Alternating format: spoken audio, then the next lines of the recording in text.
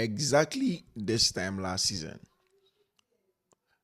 Graham Potter, Thomas Tuchel from Lampard, Bruno Salter at some point in time were all managers of Chelsea last season. But around this time, it was Graham Potter who had taken charge. And I remember for every Chelsea fan, it was surreal. It was hard hitting. So I've heard a manager that won the Champions League just a couple of months ago in Thomas Tuchel was being sacked by Baghdad Bali and Todd Boehly. But you see, when times like this come, I get to understand why Baghdad Boehly and then Todd Boehly sacked Thomas Tuchel. And I remember at the time where a lot of fans kept on saying, Fifi, why are you defending the fact that you've sacked the coach? Thomas Tuchel won us this, he won at that. Why is he gone? Why is he going? He's not supposed to go. He should be there as a Chelsea manager. And I remember at the time I keep on saying that there is more to it. There is a lot more to it. And it isn't just it's not just about what meets the eye. Essentially, there was a lot more to why Todd Boehly did go. And I think we'll delve deeply into that. But while we even delve into that, there is guys, if you're not subscribed to the channel, do what subscribe to the channel. This is Fiifi-Manfred on YouTube. I'm consistently glad I have you here. If you have and you've not turned on notification, you should make sure you turn on notification and choose all. Once every content drops, you are quick and you are the first to have it. Then of course we can talk. I also love to hear from you in the comment section. You can follow me on all socials of Fiifi_Manfred, Fiifi-Manfred on YouTube, Fiifi-Manfred, Facebook, everywhere. I'm readily available, especially on Twitter, of course, Facebook as well. TikTok, also the same name, same handle. Let's get chatty. Let's get talking. This is Fiifi-Manfred on YouTube. Thomas Tuchel, his sack has been reviewed. These are the dark reasons behind it. Don't go away.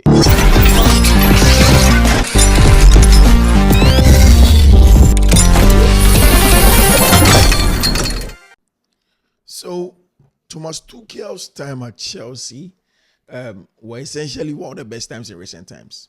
Because if you look at Chelsea's recent times, where the likes of Mauricio Sarri had come, Sarri had won the Europa League. You look at managers like Antonio Conte, who was the last manager to win Chelsea, the English Premier League. Antonio Conte for one in 2016 was brilliant. If you look at what he did to Pep Guardiola, what he did to the Liverpool team at the time, beating Arsenal, it was that enigmatic story of what happened at the Emirates, where Chelsea were down by 3-0 at halftime, and then he had to make the change.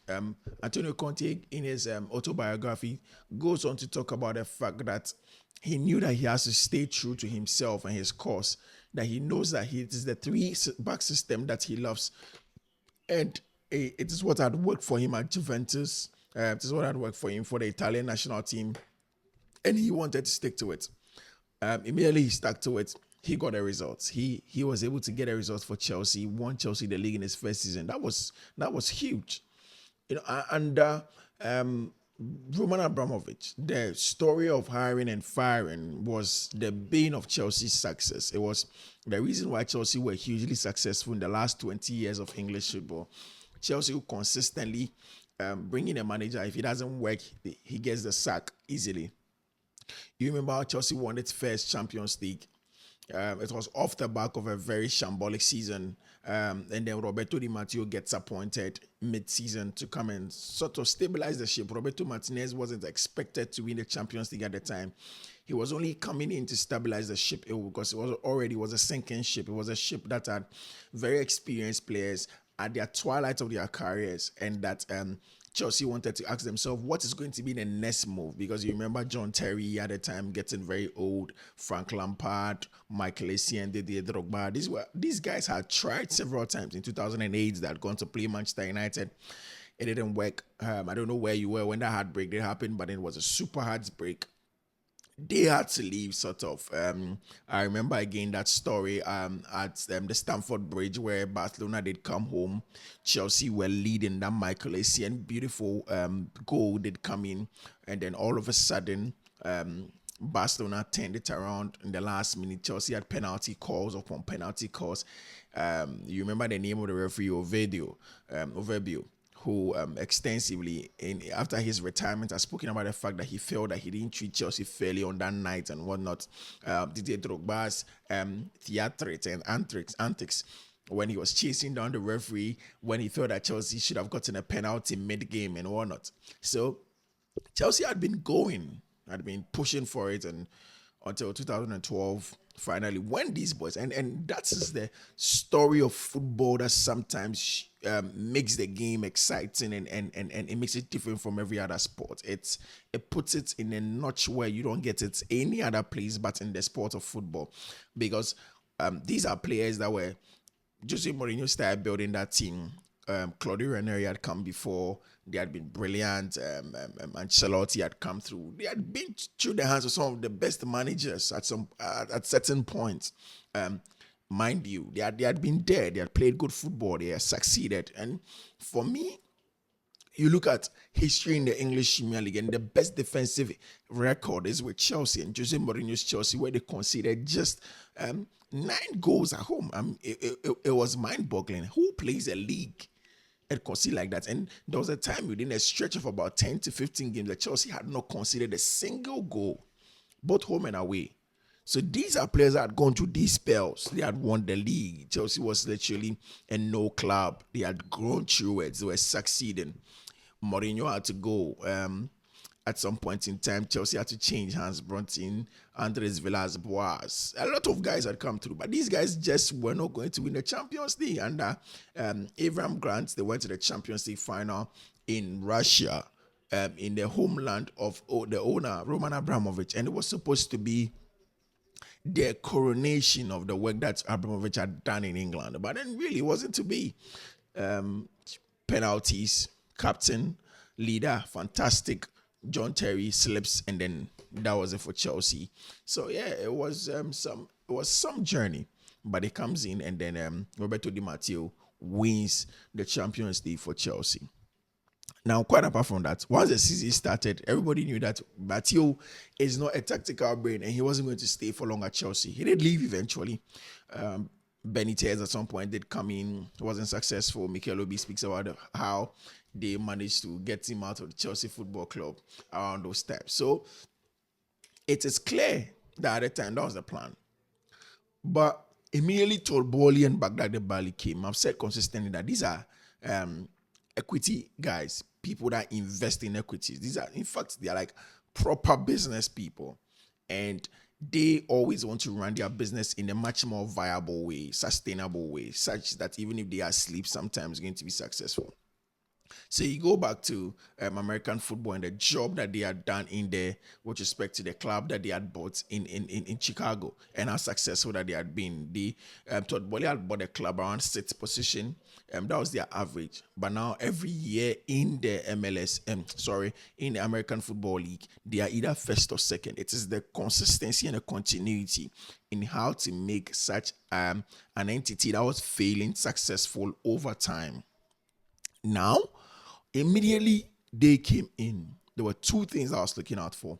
First of all, when Marina Granovskaya, Peter Cech, and the likes had left Chelsea, you were now going to ask yourself, how are Chelsea going to move on from them? Because these are the guys that were running the day-to-day activity of the club. Now, when they left, you ask, who is Chelsea going to bring in now? For the very first time, I was excited post Michael Emenalo that Chelsea were going to get a proper sporting director. And now you look at the organogram of Chelsea, and it is run in a proper way. Sporting director who is in charge of this, that, player acquisition. We have a team, and now essentially it's run like Manchester City, where Chelsea, let's say Mauricio Pochettino says he wants a player A, but the sporting directors and the team of analysts say, no, we want you to give us the profile of player that you want. So I want Manfred, but then I want a player who's tall, big, bulky, center forward, can hold up play, can dart in behind. I want these qualities. Then the sporting directorship team or the analytical team go through their data. Of course, there's going to be some age group and whatnot. And then they bring a list of players, say 10. They bring it back to the coach. They sit down, they discuss, okay, take this out, take this guy out, maybe attitude-wise, off the field issues, take him out. Then, once they do that, then they trim it down to say 3. Then the coach says, okay, In these three, this is my first choice. That's my second choice. But all of these guys can do the same thing, but there are this slight difference as to why he wants either A, B, or C. And he's okay with either of the three. And that's how the team is supposed to be run. Immediately I got wind that Chelsea were going to run in sporting directorship role, and in that manner, I knew Thomas Tuchel was going to go. Especially so when the news had broke, I remember I was doing my production for show, and I heard that news and I was shocked. Like, who sacks Thomas Tuchel? Like every other Chelsea fan, who sacks Tuchel? You don't sack Thomas Tuchel. You do not sack Thomas Tuchel, especially in times like this where you know that the game is evolving and he's one of the best tactical brains. But you go back to Dortmund, and all the reasons why Tuchel didn't have successful times in there was he had issues. He had not so good issues with the sporting directorship team. And I remember there have been a lot of news on the people that I've spoken to are very close to the club, especially in the UK, that when Chelsea went to the US to prepare in that season, when it comes to like player purchases, Tuchel wasn't excited. He would rather send his agent to be in meetings for stuff like that. And the owners didn't want that. They wanted a coach who could help in terms of team building. Again, with hindsight, you know that Thomas Tuchel was never going to take a team that an average age, the third youngest team in the English Premier League, literally building it from scratch. That's not who Thomas Tuchel is. Thomas Tuchel is the one that wants big professionals, big ego guys who are willing to win now. He doesn't want to go through the processes. He's the guy that feels like, okay, when I come in, I want these are the materials. I'll make good use of the materials and we'll make it work. So, so if it's supposed to be something that we are going to now start afresh with some players, then he wasn't going to be the guy. And that's exactly why Thomas Tuchel did go. It's essentially about recruitment and how he does his job in that regard. He necessarily doesn't want stuff like that. He wants to get things done with respect to the players are there. Let's put them together. Let's push them. Now let's get results now. Then for Baghdad and Bale and Todd Boehly, they knew that was just a matter of time. And they had a plan. The plan was, let's get a very good sporting team, a very good analytical team with Joe Shields, Wayne Stanley, and the likes. Let's put together and get some of the best talents on the market. Put them together. Let's get a very good young coach who can put them together. In the next 2-3 years, we are going to be successful. I remember I've said before that I don't think that Mauricio Pochettino is going to be the coach to take to win trophies with Chelsea. But recent performances in the EPL against the big boys makes me double think and say that, oh wow, like Manfred, hold on a minute. Pochettino seems to have metamorphosed tactically, and he adds a little bit more to his teams as it stands now. And I think that as it stands now, Todd Boehly, Baghdad, Bali, at the time they were being called clueless, they were being called joke, they were called names. But all of a sudden now people are getting to understand why they did the things that they did and why they weren't just in a hurry to win, but they wanted to build a sustainable, viable business entity. One of the things that they had spoken about at the time was the fact that at Chelsea, there was no information or data sharing between the junior teams and the senior team. And I mean, that was bizarre to hear. For a club the stature of Chelsea, if there's no data sharing, that's bizarre. Because you would want to know the progress with respect to injuries, you would want to know the progress with respect to players. It's important in the modern day business. Wherever you work, you know that data is important. In my line of work in pharma, data is super important, and we always look at data. Okay, this is where we are. This is where we are supposed to be. Okay, what do we then do now? What are the strategies that we put in place to get there? It is super important. So when he came to the club and there was no data sharing between the club, it was bizarre. It was bizarre. So yeah, guys, today you have it. Albeit I have a very, very bad voice because I tried to do English commentary at the stadium, and that was my first time doing stadium commentary, live commentary at the stadium. And instead of just talking, I ended up shouting. I am a rookie in that, so I have lost my voice. Just a couple of days. I'm sure by tonight I should be fine. So yeah, guys, this is why Thomas Tuchel was really of his duties at Chelsea. Fiifi-Manfred. Have a nice day. Bye.